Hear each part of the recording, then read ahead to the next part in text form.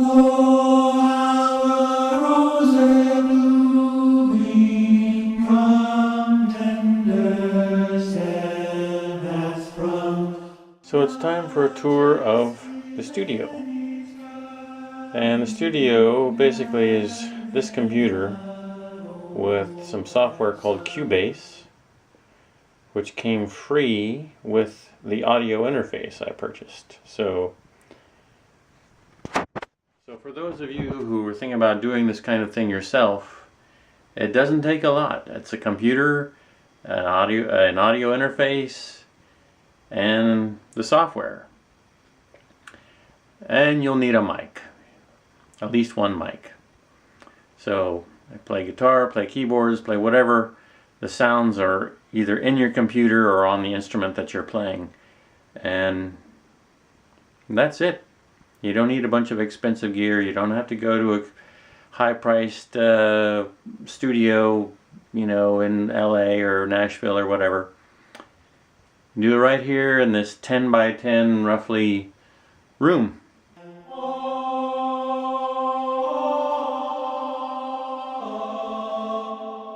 Alright, so I'm going to pan around the room here. I have these lights set up obviously for video purposes. So right here is the Chapman stick. That's the instrument I use for guitar-like sounds and bass guitar-like sounds. And it's awesome, and I'll talk about that some more later on.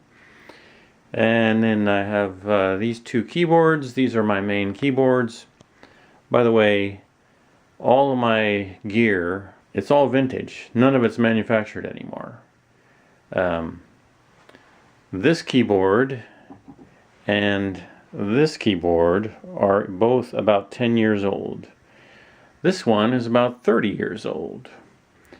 Everything in this rack here, these are all roughly 20 years old.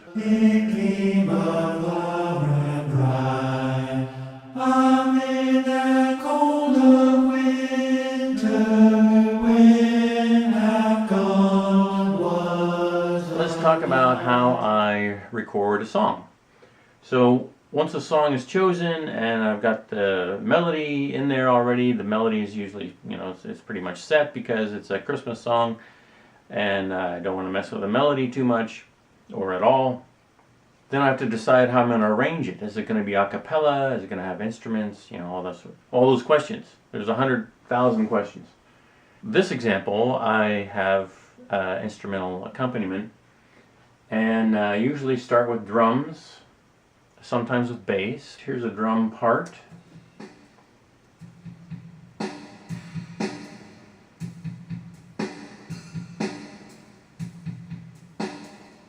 Here's the bass. I played the bass originally on a keyboard and then replaced the keyboard bass with the Chapman stick. I could do things on the stick that I could not do on the keyboard, at least not as convincingly. So here's the bass with the drums.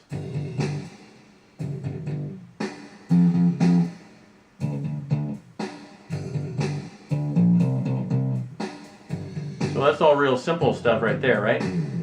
But that boom, that's harder to do realistically on a keyboard. So here's some more slides in there.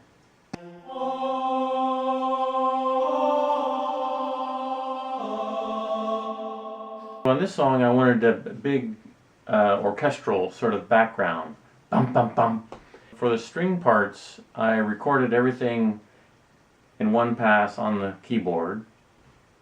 I kept that part, duplicated it, and then split it in half. So one side was the bass and violas, and the other side was the cello and the violins. And so when you split those parts and pan them left and right and use different sounds for each, you get a much cooler result, much more convincing. Here's all four parts on one sound.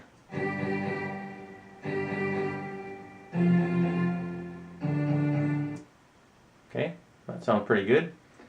But let's do better. Let's do the viola bass with a different sound, and the violoncello, yet another sound.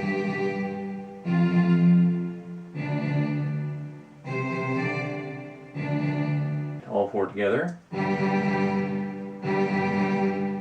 So much better. And then I'm going to add that everything part just as filler in the background. That's pretty much the whole song. It's just bass, drums, and strings with the vocals. Let's do all the drums and the bass and the strings all together.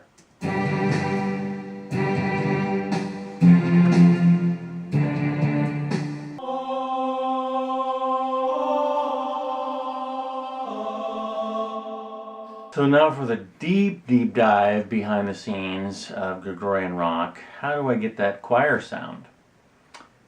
I will show you.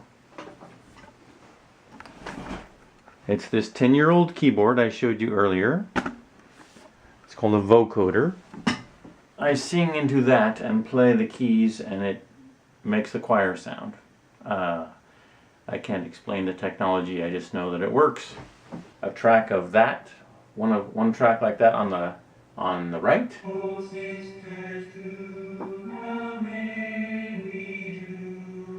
Do another one on the left, not duplicated, but I do it again so there's slight differences between the right and the left side.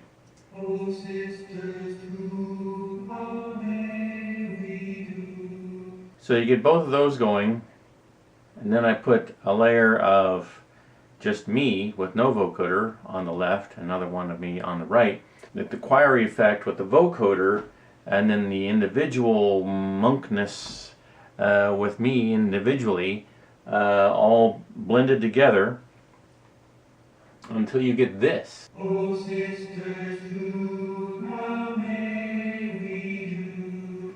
And added a lower part in this particular section. Oh, sisters, who how may we do?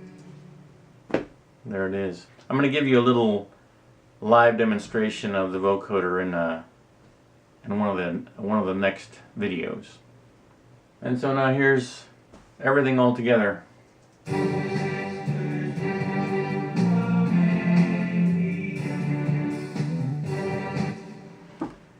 Isn't that cool? Isaiah 'twas foretold in the rose I had in my